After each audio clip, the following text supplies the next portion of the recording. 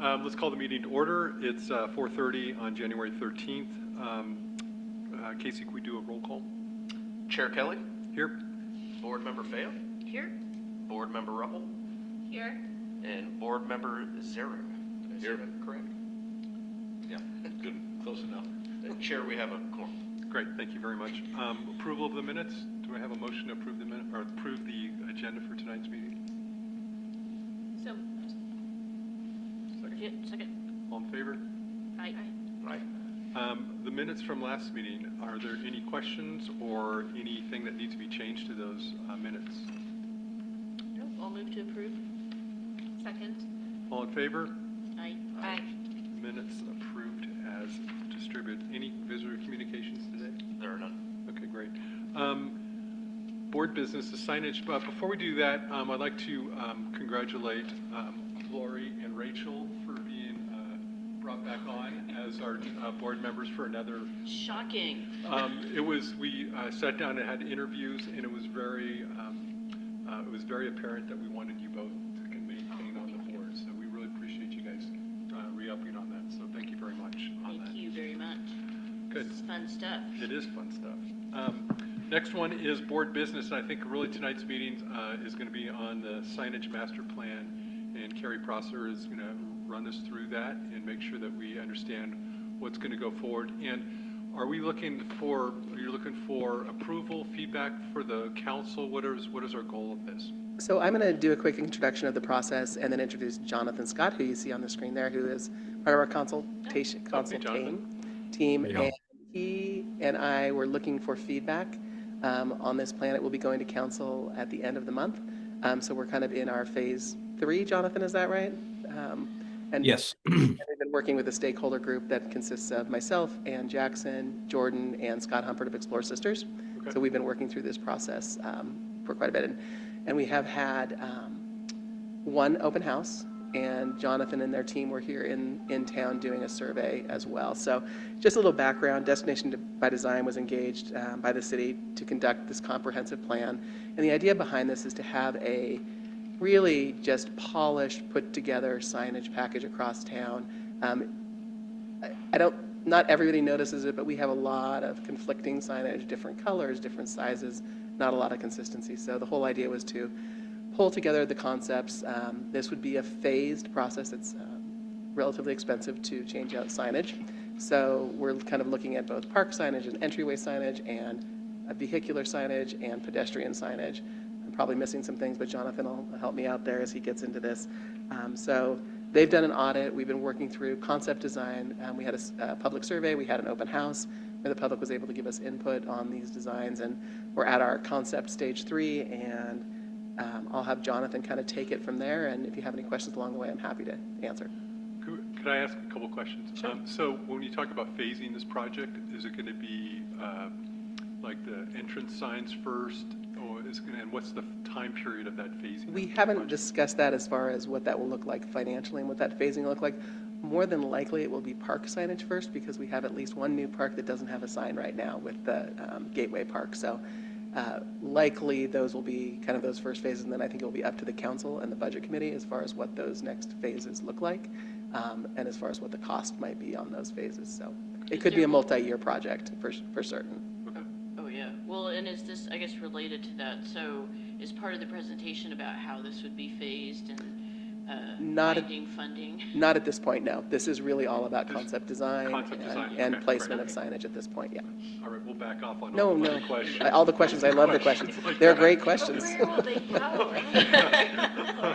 When will the sign in front of my house go in? Yeah, that's right. Okay, No. great. Yeah, All right, thank so you. Jonathan, go ahead. We'll let you do your presentation. We're looking forward to it. Well, thanks so much. Again, my name is Jonathan Scott. I'm a senior project manager here at Destination by Design, but I specialize in wayfinding. That's all I do.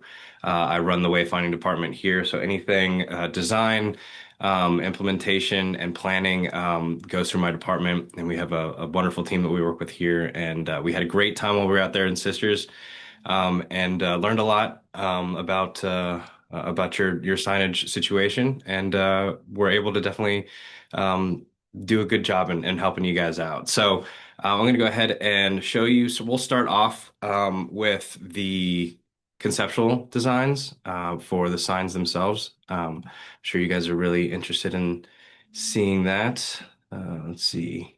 I'm gonna make sure I'm sharing my screen properly. I can see it. Yes, Yep. thank you. All right, great. So today we're going to go over the concept reviews. Again, I will show you the entire sign family that we have developed. Again, we're in stage 3. So we're almost there, but it's really important to get your feedback because a lot of the materials and things that will be finalized will be up to you all, I believe, to maintain. So that's obviously something very important. So, so we came up with the branding for the system itself. We wrapped it in the Explore Sisters logo, but still gave a nod to the City of Sisters branding identity. So we utilized all of their color palettes. The materials that we selected were powder coated, prismatic colors. We used the evergreen from the Explore Sisters. We selected stainless steel textures for some of the lettering. We utilized and would like to use the wood aesthetic for a lot of the posts. You have some existing masonry out there as well on the light posts, so we wanted to give a nod to that. And then also we wanted to make sure that the opportunity to utilize custom routed acrylic on the signs as well to kind of help offset some maybe budgetary concerns. So we wanted to make sure that that material was available as well. So we'll jump into the vehicular signage first, as we have to design these signs based solely on what ODOT would allow on their roads. But we also wanted to maintain that these signs would be safe. So we wanted to make sure that all the designs are kind of surrounded by that, but we also wanted to meet the aesthetics that you all have set aside for you all there and your ordinances. Something that I wanted to get into is the foundation. After some coordination with ODOT, we found that we cannot use the breakaway bolt systems that I've used in other states. They want to use the consistent MASH certified breakaway systems that go along with the MUTCD guidelines. So that's what I'm going to recommend. But there are several ways to utilize breakaway systems based on the material itself. So I'll kind of touch on that a little bit here as well. So this is kind of what we're looking at. This is probably what you guys are familiar with seeing out there along the ODOT roads. So this is kind of what we're thinking about for the vehicular signs along that road. So this is the vehicular signers that we have set up currently. Right now we have two different mounting opportunities here. We have a flag mount and then a center posted mount. A lot of folks in our steering committee really kind of steered toward the flag mount and really did enjoy that. The reason why we did the center post is because engineered the breakaway system cannot go on a flag mounted post. It's not engineered to be MASH certified if it's flag mounted. So we had to go with the center mounted post. So we wanted to make sure that in case we needed to, when you get to implementation and you get all the permits and stuff needed, that they would go through smoothly, and you don't have any problems with design and having to go with the fabricator to try to figure out exactly how to change the signs up a little bit to make sure that that will to meet the engineering guidelines required. So over here we have the destination. Jonathan, excuse me. Yes, sir. So you're saying that the flag mounts are not acceptable in the breakaways? On the particular breakaway system that they will allow, no. I have not been able, and I've done some digging. I've not been able to find the MASH 400 breakaway systems, which you guys would be able to have to utilize, that would actually be engineered to allow that flag mounted position. Everything that they've utilized has all been center mounted. But, and I want to say this with a big but, when you go to do your engineering with the fabricator, there's another opportunity that you might be able to do the flag mounted idea. So we wanted to make sure that you guys still had this, as this is an idea that you guys wanted to move forward with the fabricator, and not pigeonhole you guys into something specific. Kind of leading. The report will have both in it. Is the flag mounted one, that would still work in some circumstances though, right? Like putting it on the existing light posts, for instance? So the existing light posts, we wouldn't recommend putting them on the existing light posts primarily because you have existing elements on them currently. These are brand new posts. These would go in along certain areas, which we'll get into later, brand new areas, and replace other areas for that signage. So the flag mounted, I guess, the flag mounted idea would be if, say, for example, you wanted to put it that's not on an ODOT road, that ODOT doesn't have to have a word in with that.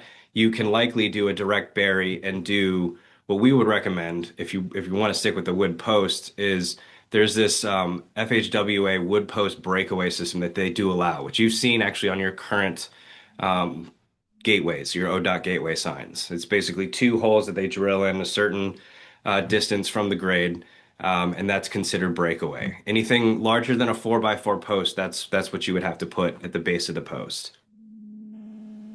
Okay. Any other questions? Fascinating. Next question on the center mount ones. Are those going to be double-sided, or are they going to be single-sided? No, sir. So METCD guidelines state that you can't have anything on the back of a wayfinding sign except for a sticker, like an anti-graffiti sticker or a manufacturer sticker, something like that.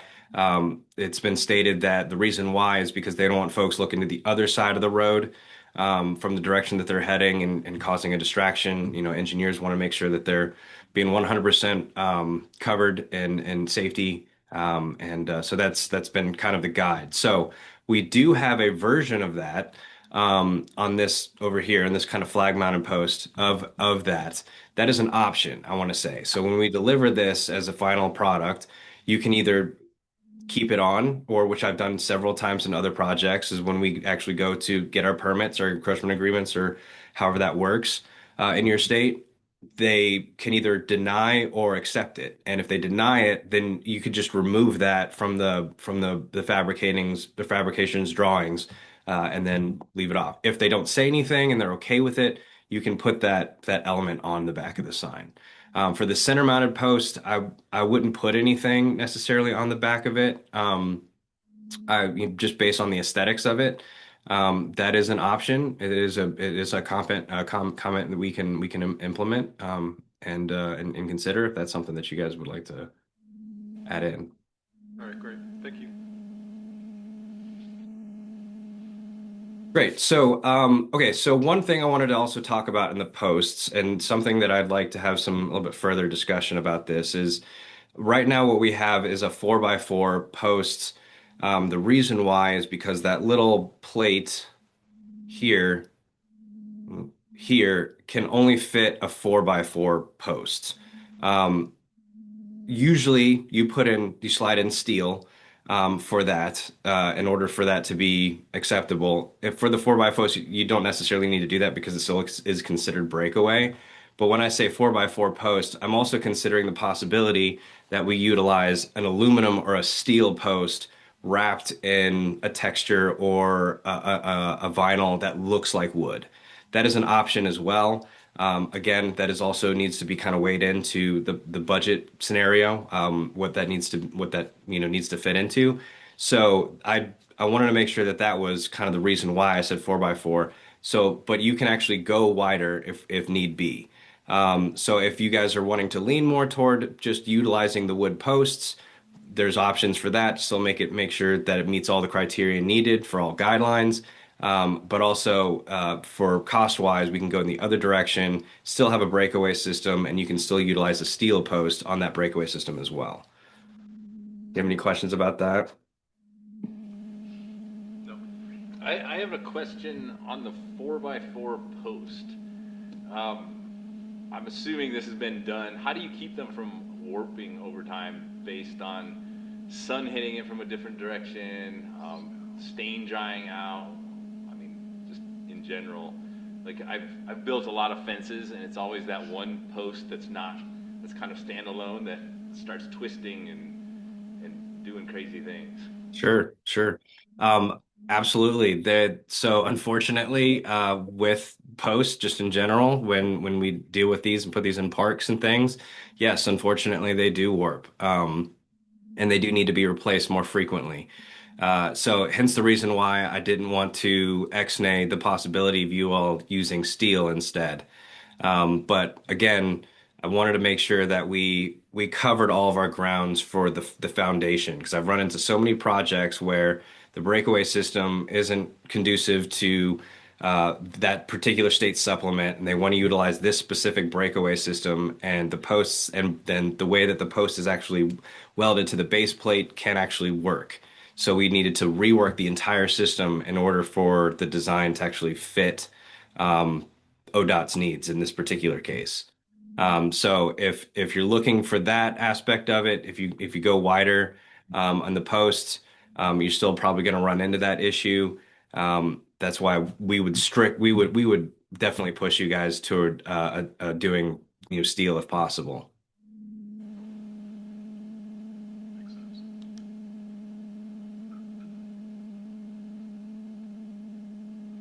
All right. Okay, so a little bit more texture talk. So on the front, we have our destination panels. Each panel is required only to have three along the METC guidelines. So we'd encourage that to be excessive across the other signage that's even not on ODOT roads. Clear, concise directionals. The vinyl copy actually is also METCD guideline approved. So that would be vinyl that basically goes over the top. The reason why we pick these particular destinations is all the destinations will need to be civic driven. We can't have any privately owned restaurants or privately owned entities because likely at some point maybe they go away and then you'd have to replace that and the sign's out of date. So those are the destinations that we kind of want to stick to. As far as the post itself, the through bolts themselves, we took a little bit of that 1880s aesthetic, and we wanted to actually cover those bolts with something wood, kind of make it look like a wood toggle through. I thought that was a really cool accent as well. And then the corbels to kind of add a little bit of an architectural element to it as well. We took actually from City Hall and added those elements in there as well. And then the finial up there is the Explorer Sisters S. That would be routed in the same aluminum or steel material as the corbels in the brackets. That covers the vehicular signage. Kind of moving down to this is a very similar aspect of our original center posted. The only difference was we got some feedback that the corbels themselves on the center mounted post might be a little too busy. So we took that and we simplified that a little bit more to give you guys that option as well. These corbels are custom, so they would have to be customly cut for each sign. So a question about the corbels. Is that purely decorative? Is there any structural aspect to them? It's purely decorative. The brackets actually, which you can't see here in the full design intent, when the construction drawings happen later on down the road, these brackets would actually come all the way through inside of this sign. So this whole thing would be framed out like this. So this whole bottom section would be properly fastened at the base of the panel. Gotcha. And then the sisters like skyline cut out at the top, is that the acrylic that you were referencing earlier in the materials? Or Yes, it can be routed out of acrylic.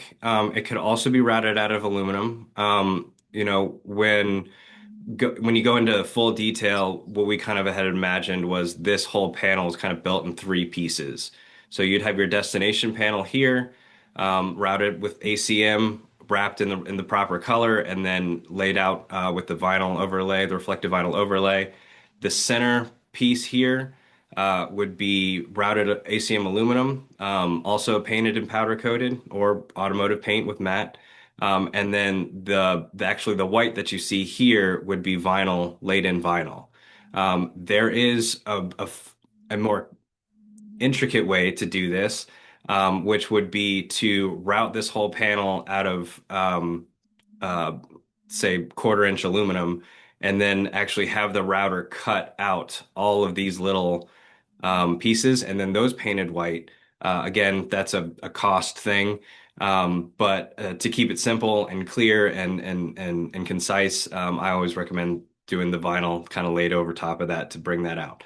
I also would recommend too, because this is also white, to do the same vinyl that you would utilize for the destination copy here at the top as well.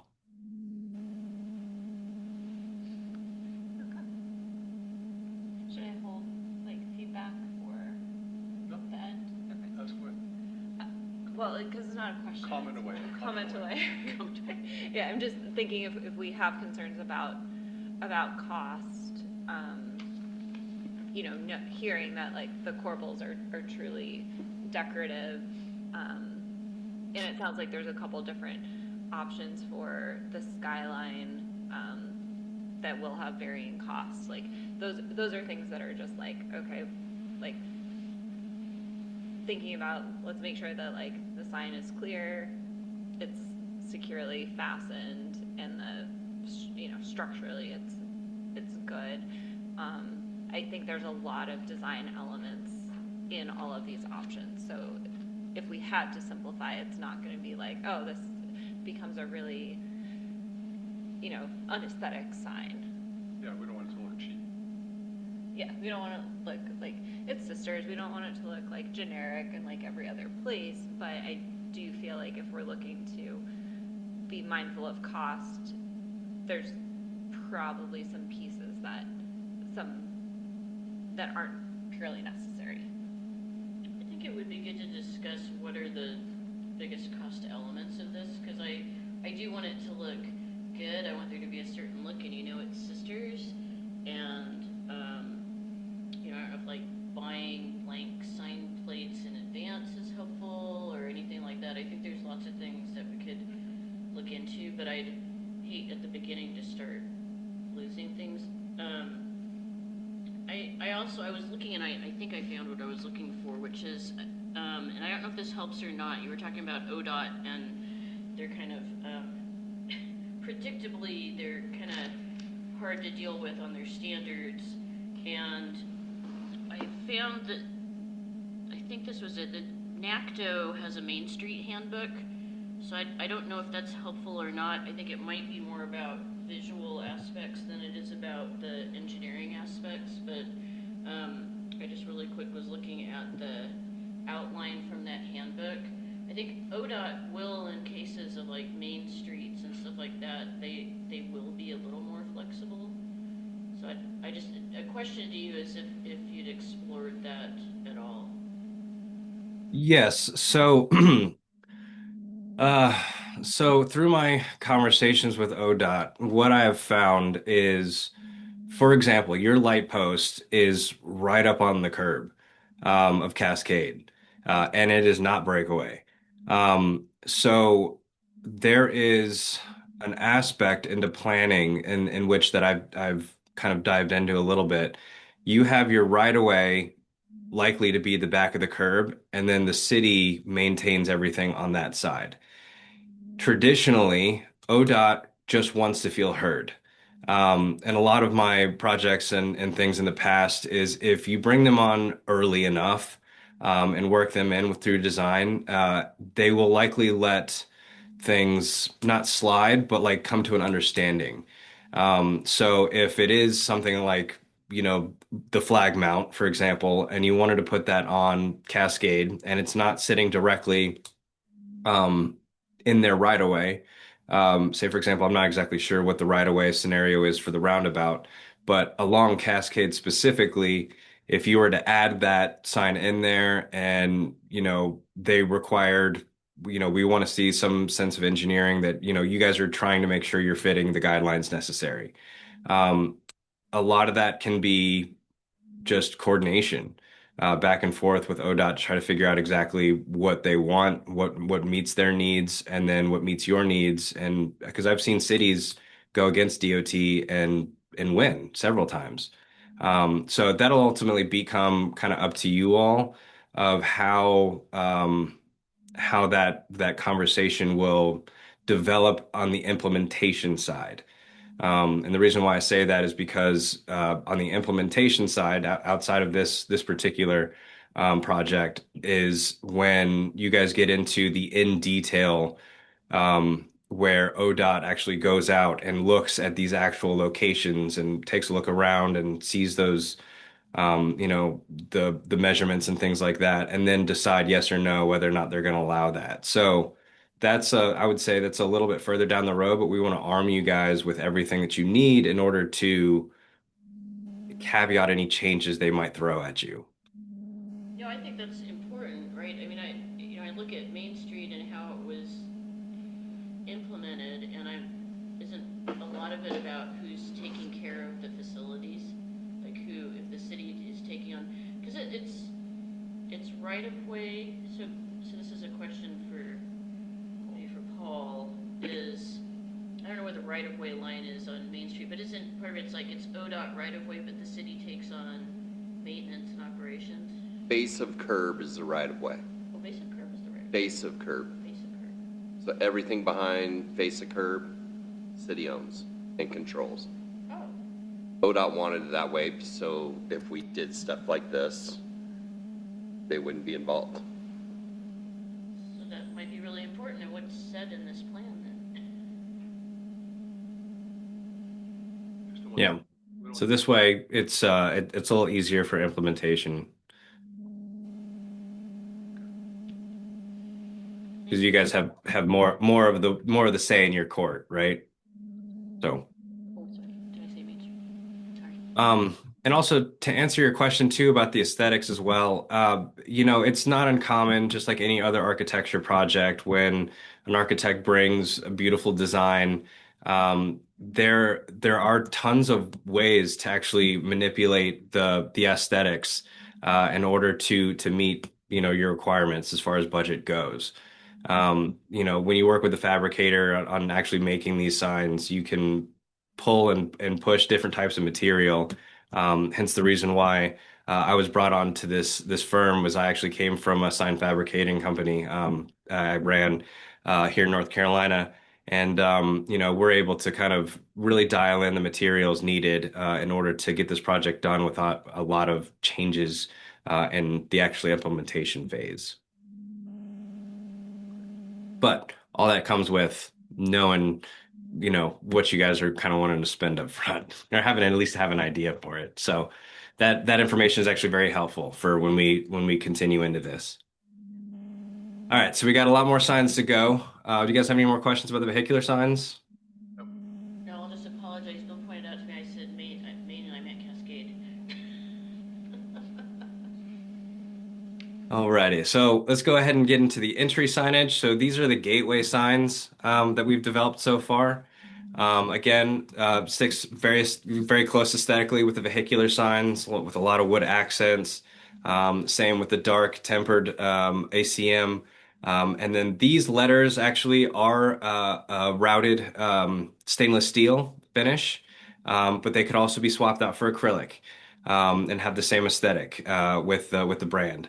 So again, the mountaintops, same scenario, could be the cutout version, could be the routed version, as I stated earlier. The tops here, there's actually two versions of these gateway signs. The first one, which you're looking at now, has the masonry individualized per post. The next one that we'll actually look at has it one stripe has one piece of masonry underneath the post for a different aesthetic. These still have the same, or similar, I should say, similar build features with the wood toggles kind of surrounding the bolts, as well as the posts themselves. I went with the 4x4 post. Again, these can be widened, but I kind of went on based off of what I've saw out there currently, and I want to stick similar to it. But if you guys wanted to go wider, that is a possibility too. So also kind of speaking to the double post, the reason why we have the double post here and kind of a thinner, more vertical sign is because there are some areas and scenarios where a double post may not fit well enough, and it may cause some havoc in the actual installation phase. So we wanted to make sure that you guys had another arrow in your quiver to have a sign for that particular spot needed be. So the next entry sign, again, similar signs at the top, again, but the masonry down to the bottom is one long piece, as kind of mimicked in your current kiosk um, signs that you have out there now. Do you have any feedback on these? This is Carrie. It would be great to get feedback on whether you like the double or the full base. We had some conversation in our stakeholder group and did not come to a conclusion. So any thoughts would be great on that. They both look good. I think that the solid one is gives a more I don't know, I wanna say Sturdy. sturdy. I mean regal. It means I think it's more important. The other one seems like it's not as strong. So I think that this sort of adds more permanence to it, more strength to the city.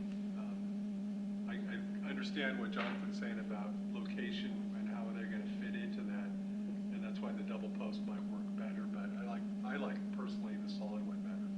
And there might be a case where some places do need the double post, and so, but just it was kind of interesting to see what your perspective was. I like them both, and I think I would want both of them in the plan because I think it's maybe a bit site-specific in nature where you might use them.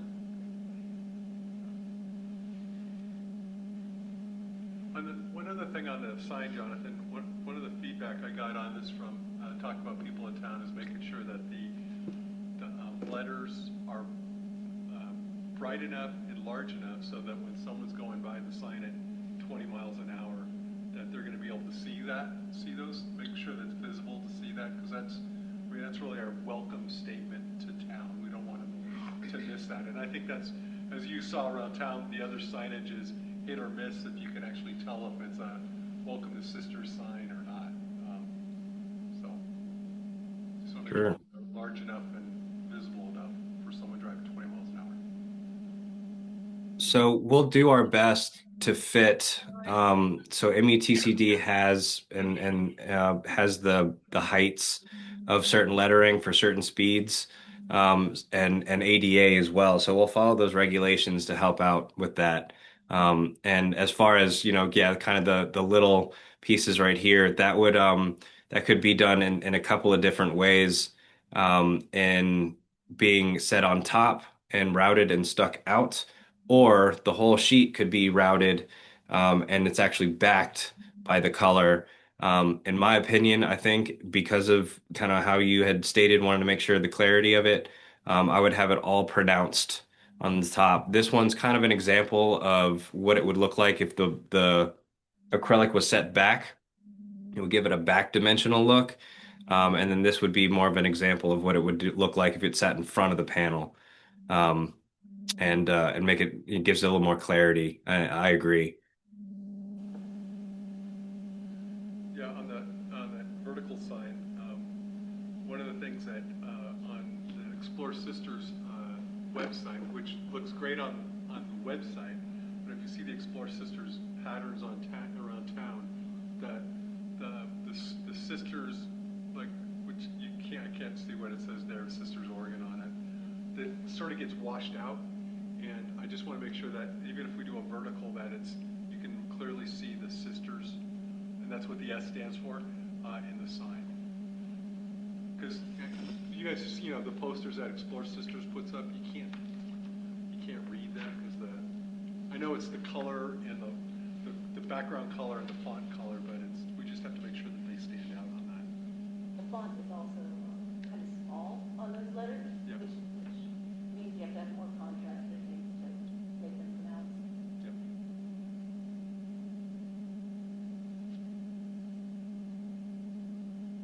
I'm sorry, I didn't hear that.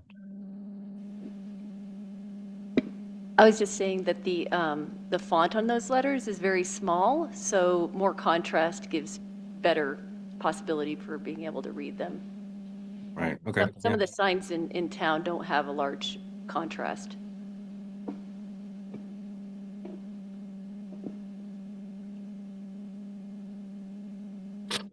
Yeah, we can speak to that for sure. ADA requires 70%, so we'll make sure to stick to that as well.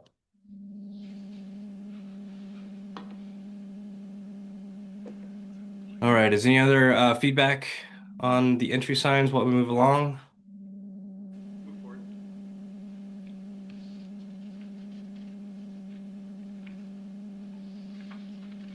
Move forward, Jonathan. I'm sorry. You can move forward. Okay. Sorry about that. I'm not hearing it super well. Okay, so now we're moving into the pedestrian signage. This family was derived from kind of your existing sisters kiosks, but also making sure that we stick to the new designs that we're developing here as well.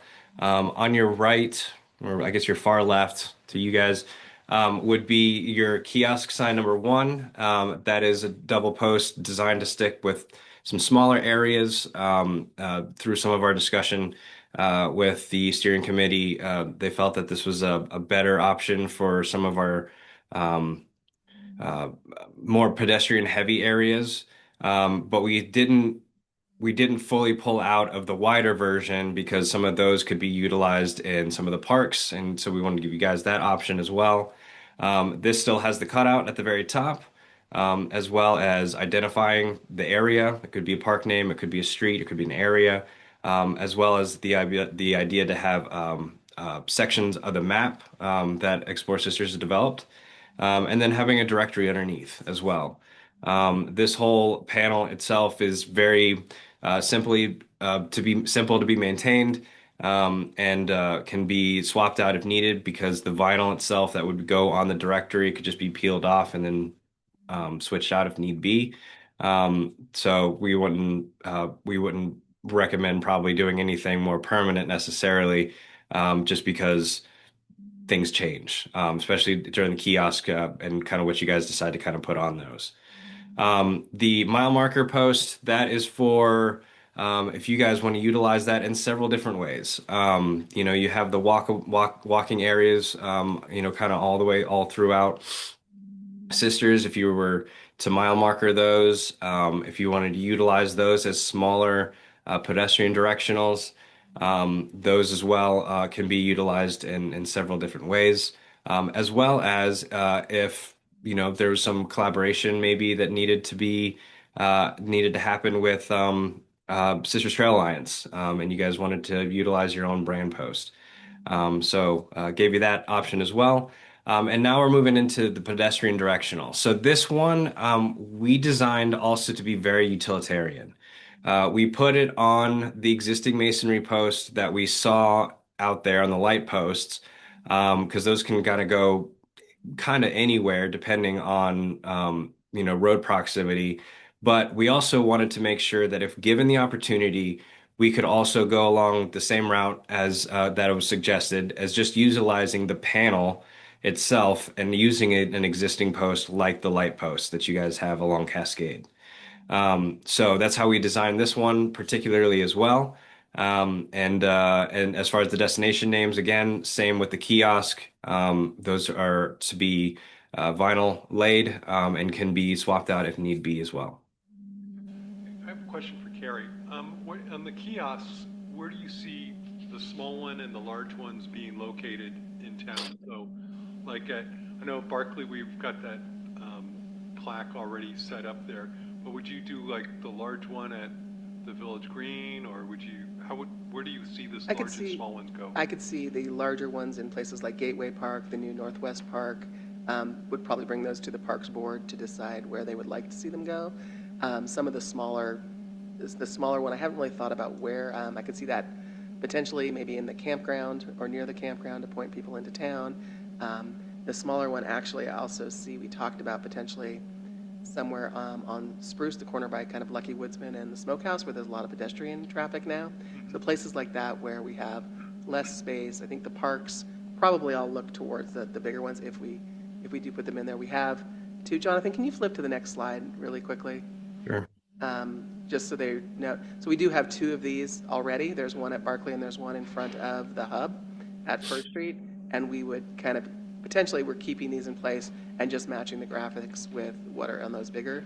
So we may not put a lot of them in to start. We have quite a few in place already that we can just update.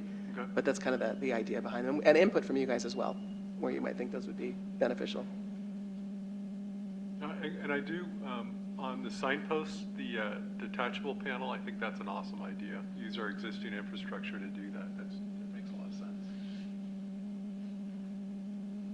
Also, before we get off of this too, this initial kiosk sign, it is a kiosk sign, right? But if you were to remove the map, you have existing, I'm going to call them vehicular signs, because they're utilized to guide folks once they enter the campground park. But you could utilize these, put a different panel on it to, keep the brand and the structures all the same throughout, to guide those folks around within the campground too. So, it is a kiosk sign, but it can be utilized in a lot of different ways. It just kind of depends on how you want to place the panel and where you want to put it. Just thinking the structure and kind of the utilitarian ability to kind of put that particularly in the campground is what I noticed in the plan. Um, cool. And then as far as the kiosk goes, the little bit of addition to keep this in the family, was to add the mountain cutout down here at the base, with the street name again, or a park name. This one's the right one right next to Barclay Park. So that would be an addition to making sure that this sign also does still fit within the family. It is branded consistently throughout. And this is Sorry, go back one slide, back to the mile marker. So I can see the silhouette of the person. How tall would that mile marker sign be, roughly? I don't think you will need a mile marker that large. It could be reduced severely if needed. Right now it's probably I would say about 5 foot, so maybe 5.5 feet tall. So again, smaller pedestrian directional signs along areas that you can't quite maybe put this structure in. Yeah, I think, you know, I don't know how tall the STA signs are, but they seem like a nice height, like 4 feet-ish. Yeah, good and- catch. To fit in. But again, yeah, I think the layout matches well with like a lot of the existing signage around the area. That's all. There's an Sorry, there's another use for this as well, which we can kind of touch on when I go through the planning draft as well, which I think will align with kind of what you're saying. All right. So that pretty much wraps our sign family. A couple of things that I want to kind of clarify to get kind of your thoughts are, I heard the vertical sign, you really like that. It promotes strength and stability. As far as the masonry goes, if you were to select one of the two, which ones do you guys like the most?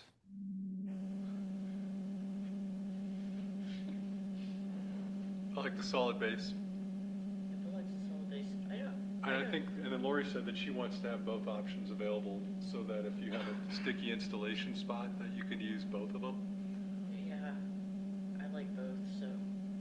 Yeah, they're both nice. Sorry, Carrie. Oh, no, I actually have a question, because I'm not remembering what our streetlights look like. But I'm actually fine with, oh, thank you for that photo. If it came down to a cost thing, I mean, I like neither, if that were a factor, like, but I really like the solid one if we were using one with the masonry. Yeah, and I think that where we're at on this is that we need to see what the costs come in at and see where we're gonna get the money for it, right? Maybe we could sell ads for these signs so that Rescued Living can buy like the main sign coming in town. Just kidding. On a bicycle, sure, yeah. Do you um do you have the costs for the chamber pedestrian signs somewhere? The pedestrian, I know, unless Paul, you have those, that was all chamber, I believe, the big ones are out on Barclay. Excuse me. Okay. They were like 10 grand a pop So, about 10. They were $10,000 a piece. a long time ago. Okay. All right. Um, Okay. I have one more question about the pedestrian signs. So I know that this is just an example, but there's like, I think there are 8 different line items that could be included. I guess I'm wondering, like, do we think we'll have that many destinations or places we want to point people to? Like, will these actually need to be that size? Great point, actually. I believe that you guys do. Just the civic destinations alone within the streets between Main, Cascade, and Hood. Um, and then also the parks within the proximity of where these particular signs are located. Pedestrian is meant to keep the people in circulation, right? So they want to kind of keep them in that area. If need be, again, these panels don't exactly need to be this length. They can be dialed down or be shortened and to avoid any negative space. Carrie, have you guys determined where we want locations that we want to point out? So that is part of potentially the next process. We just got the maps in late this afternoon. And Jonathan, I didn't know how much you were going to go through those maps. I know there's 83 pages that I saw, which seems like a lot for the next 10 minutes. Yeah. This So one right here? I might recommend, Oh, maps. and Jonathan, tell me how you think about this, is that you go through a couple of them and help show how to read them, and maybe I can get these guys to give me some feedback on those separately outside of the meeting, if they go Sure. through, since there's so many.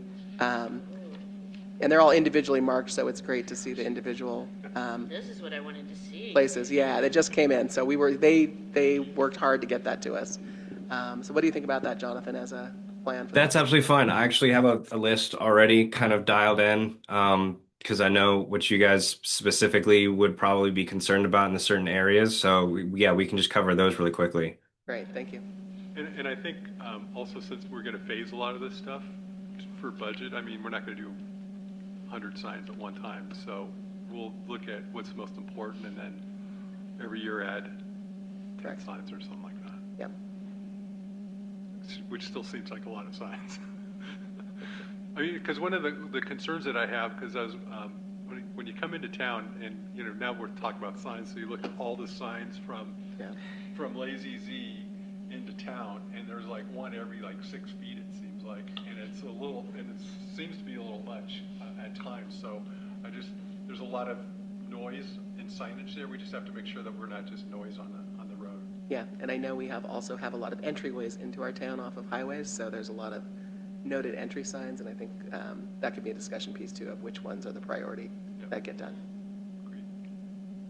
Right, and also definitely a caveat to that. I completely agree. Sign litter is against my religion, so I totally understand that, and I think that how we've derived the plan was ideally to replace what you have currently in location, so that you're not adding any new locations, and hopefully. Some of the locations can also be removed too to kind of reduce some of that litter as well. So, all right. So I'll go ahead and jump right into that. So what you have in front of you is our concept draft document. This is actually what we utilize to workshop, and these meetings are long and detailed, but I want to make sure that I'm hitting the really important areas with you all to get your feedback. So we have just kind of give you an introduction to the document. At the beginning of every sign type is an overall overview map of all the sign locations, and they're all numbered here. Some of these are existing signs. Some of these are new sign locations. but most of them are existing signs that we're either recommending to swap or remove. And then the new sign locations should be noted on your document. So the first one I wanted to kind of touch on, not necessarily the gateways because those seem to be fairly straightforward. You have your chamber gateway here, I believe coming south on Highway 20. We're making that we're recommending to replace those. So not necessarily these gateways so much. The vehicular signs are a couple of the vehicular signs that I wanted to really touch on. I wanted to call to these two particularly, V11 and 12. These are new sign locations. This goes along Locust and Barclay. And I just wanted to make sure that based off of those locations, are those feasible based off of I believe the walkway that you guys are building out there? Is this a feasible idea? Because I know you have the one on this side over here. Is there anything coming over here that we're not aware of that we need to consider? Or anything on this side of the road of Barclay that we are unaware of? Well, I think the one at Camp Polk would be a nice entrance to town sign. And I think if we did do a big one, maybe the vertical one in that location, that would be a nice, because generally people coming in Camp Polk know they're going to Sisters. It's not really a tourist. Tourists aren't driving down that road. Well, we do have to stop now. Until the roundabout goes in. Yeah. When the Until the roundabout roundabout goes goes in. sometimes in the summer, so I live on Camp Oak, and the amount of traffic coming by our house, people trying to avoid the backup of where the roundabout is out towards Bend, has been very noticeable. It's gotten more so, yeah. It does. Well, and I think too, I think it just leads to a question of making sure that this plan has the flexible thought in it to think about like the UGB expansion, right? And maybe it wasn't part of their scope of work to think about where the UGB expansion was going to be, but just being able to update. Or move the sign. Yeah. I don't see anything necessarily wrong with the location. I do think it would probably be one we would wait on putting in based on UGB expansion, potential roundabout, so it might be one that phased later. Yeah, that makes sense. Yeah. And I don't think, and there's one on Barclay too. I don't think there's one that's needed on Barclay because you're already in town, right? I think the Barclay one was slated to be removed. One of them was. Okay. I'm taking notes. The original idea for the ones on Barclay, on Pine, I think we had one at large, was, we're trying to make this alternate route theory work, right? Keep that through traffic. And downtown was like, whoa, whoa, whoa, whoa, whoa, whoa. People need to know how they can still get into downtown. Oh, gotcha. That's what drove that. Okay. So those are going to be more of the, just the flag signs out there as opposed to Welcome to Sisters. We're talking about the, Yeah, the vehicular with Vehicular the white signs. letters and the arrows. Yeah, vehicular Okay. directional, Okay. essentially. Yeah. all right, so the one coming in on Camp Polk would be an enter to Sisters, or is it going to be more of a vehicular sign? That would be a vehicular sign because it's heading into where the new roundabout would be Okay. on that side. It's hard to see there a little bit, but that would be vehicular as well. All right, so I would see that, I would, on Camp Polk, I would kick that can down the road. Yeah. And yeah, I think you need the signs, the vehicular signs around town. Yeah. So Jonathan, I'll probably give you some feedback on some of the signs that we potentially removed. That Okay. we can take it to the stakeholder group, but come back in based on Paul's comments. Okay. I forgot about that piece. Okay. Sounds good. Okay. Let's drive over to the next set. These vehicular signs, again, along Cascade Avenue, are all likely to replace kind of what you have existing. So, for example, this VD15, you have that existing sheriff's office sign there. So just imagine your new vehicular sign there instead of that post, with sheriff's office along with other destinations on there as well.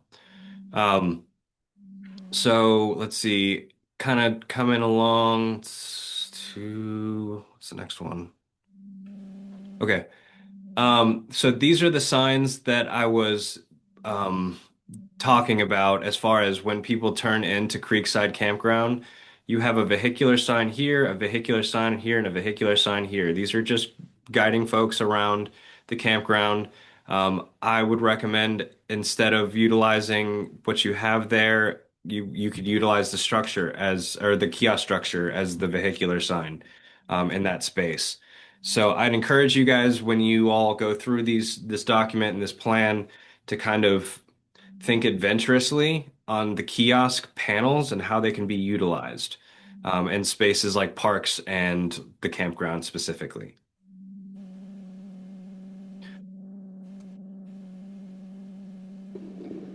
I like the kiosks in the campground.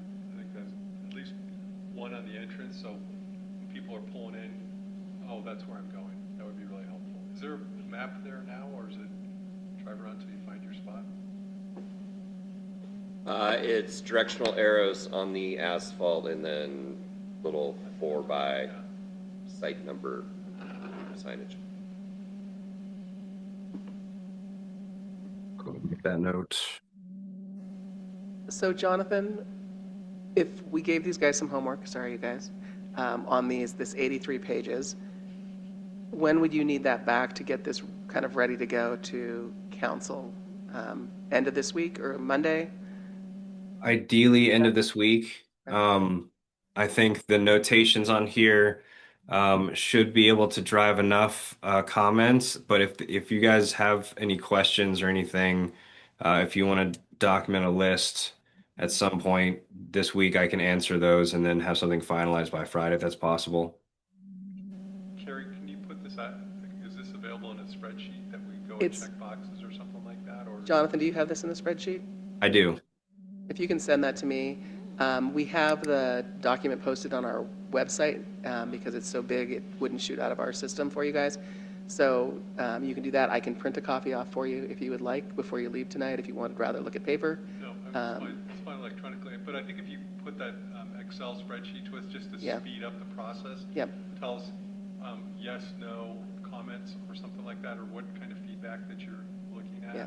or a weighted one, 1 to 3, if it's important or not. That might be helpful. Sure. Jonathan, if you can get that to me by tomorrow morning, I can get it out to them. Sure. And I guess the clarifying question for those of us who have full-time jobs, can we have the weekend and promise to have it back, like first thing Monday? Yeah, Monday's a holiday. I think so because we Monday's a could, holiday. we could get, as far as council goes, just even being able to give them the feedback you have would be great, whether or not it's changed, if that's okay, Jonathan. Yeah, Ask them. absolutely. That'd be great. I guess it'd be good to Absolutely. understand what's the most important information you're looking for? Is it every single one of these? Is this a good location for something? Is it which spots do you think are the highest priority? What would be the most useful information now? Jonathan, I'll let you go. I have a couple thoughts. So, as you kind of go through this document, notate that a lot of these images have signs in them. They're not quite in the center. So keep that in mind. But I think the primary is just kind of general vicinity, not exact GPS coordinates. But because these are actually reflective of kind of how I found where these signs are. But kind of the vicinity in which they would work. And then also kind of keep in mind for signs like the trail signs. Actually, let's and talk about the park entry signs where those would work. So again, a lot of that stuff is in the vicinity. These other smaller signs, I want to say I can probably make a list for you because you guys don't really need to look at these necessarily. These small confidence marker, they're existing signs that are there currently. They're part of my audit. This document is actually a combination between the two. So I want to make sure that you guys are given direct effort to, what needs to be in the new part of the wayfinding plan. And then as far as the trail signs go, I mean, that's probably another, Carrie, if you agree, there's probably another one that could probably be ignored in the meantime. So I would stick to specific sign types like the vehicular, the pedestrian, and the kiosk signs, Correct. and then the if park there's entry signs. and if there's any places you think we've missed where a signage should go, if you're wandering around town, you can send that to me as well, because I think there was 4 of us that rolled through this and edited it a couple weeks ago. So we'd love to hear that as well. So we have 86 signs around town? I think there's probably more than that if Jonathan, I think we've narrowed. Yeah, there's way more. These are the ones that I have here are the ones of note, basically. So I think what we're looking for is we don't necessarily have to prioritize like within the vehicular. We can do that kind of as we phase, I think, but just kind of getting your feel for, is this the right sign? Does this location make sense? If it says we're going to remove it, should we really remove it, or should we just replace it with something? There's a couple I've already thought about that probably need to go back in. So there's things like that. And any other comments you want to make on that? Any feedback is good feedback. Yeah, like kind of putting a gateway at Barclay, like that kind of feedback would be useful. So it'd be really nice for this spreadsheet to like have a couple of lines of instructions of those questions that you just asked. Yeah, I'll put that in there. I'll go and forget. And for this document, which I'm just looking at it on the screen, does it tell us what the vehicular signages are pointing towards?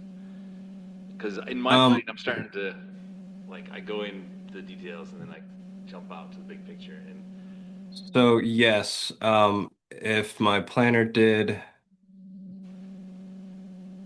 my planner did for the gateways. You'll see these marks here. Do you see this flat piece?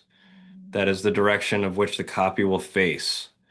For the vehicular signs, you would just have to go with the direction in which traffic is flowing on that side of the road.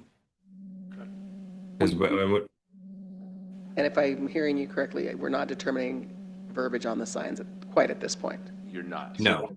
Correct. We have to determine if we think the sign is warranted without knowing what's going to be on the sign. Right. I guess because I'm thinking, depending on what's on that sign, maybe I would think, oh, well, someone would probably just be looking at Google Maps and not looking at this sign for that particular item. We haven't gone to that extent yet, so we don't have that information. But you can assume things like when he showed the sheriff's sign that either vehicular or I can't remember if it was pedestrian sign would have that same place on it, and also may have something like the park down there, the large. Why can't I remember the name of that? Cliff Clemens Park. It might say post office. It's going to point in that direction, so it would probably have those things on it. But yeah, we're not quite at that point yet. We're still pretty early here. Okay.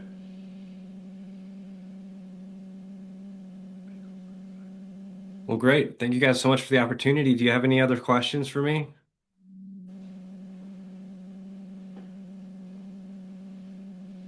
I think we're good. Thank you, Jonathan. We appreciate your time. This is a lot of hard work, and we're a very fickle town, and I appreciate you working with us so closely on it. So thank you very much for your efforts. Absolutely. We enjoy the opportunity. All right. Cheers. Have a nice evening. Thanks, Jonathan. You too. It's getting late. For him, it is, yeah. Yeah, I know.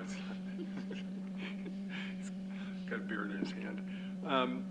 Cool. That was great. Any other comments on the signage? Anybody else? Cool. Let's move on to other business. Any updates, Paul, Jackson? I can give a few highlights here. Work is still continuing on our pump station. The wet well is set.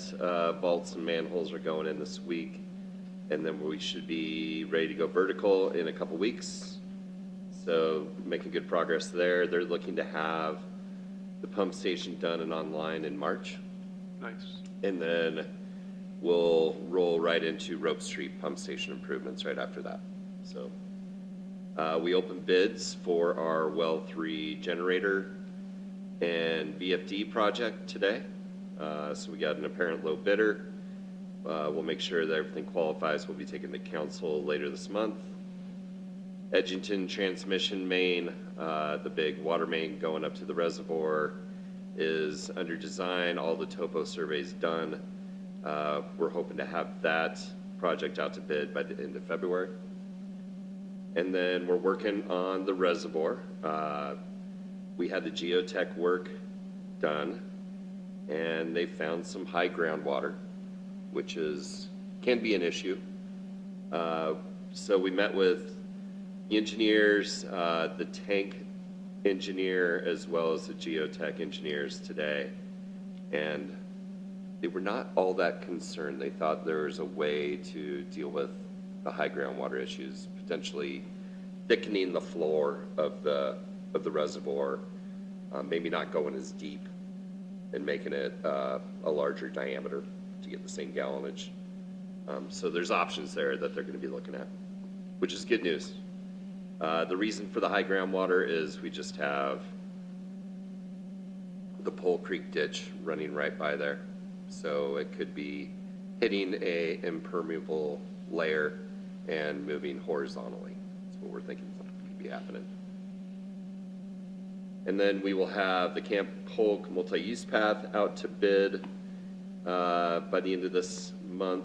Adams Avenue, we're looking to have out to bid on Thursday. So yeah, just a lot of things rolling. Busy bidding time of year. Yeah, it is. Very, very busy. Yeah, we got 6 bids for a generator project today, which is amazing. It's double what I thought we were going to get, and I was happy with the 3. So I think it's a potentially good bidding climate out there. Yeah, how are the dollars looking? How's it coming in? Everything's expensive with mechanical stuff like generators and VFDs, and so it was about 40 grand above what the engineer's estimate was, which was 260, and it came in at low bid came in at 300. Yeah. Is the low bidder a reliable contractor? Yes, I would say all 6 are, but I only knew 3 of them. 3 of them were either new to Central Oregon or from the west side of the mountains. So, yeah. Interesting, yeah. Changed world. Any board member comments? Sarah, do you have any comments for us? Thanks for joining us, by the way. Oh, I got to learn a bunch today. Appreciate it. If there's nothing else to say, we have a visitor. If you have any, did you just come to watch us do our work? I'm at the museum. Yeah. I was just wanting to be sure that the museum got listed, but we also have been applying for the ODOT sign. So I'm wondering if that's a conflict. Those are different signs. Yeah, and are you going to be happy with that or not? Those ODOT signs are specific to a business or an entity. Our sign will not be specific to that. And our sign would look for Berkshire Park. Wouldn't necessarily say museum. If that's, you may not be there or, yeah, but that's a different sign. Okay, so we should go ahead. Yeah, Okay. Good. Thanks for coming today. We appreciate it. Good seeing you. If there's no other items, I adjourn the meeting. There's only one sign that I want. Yeah, take it. Okay. Love that.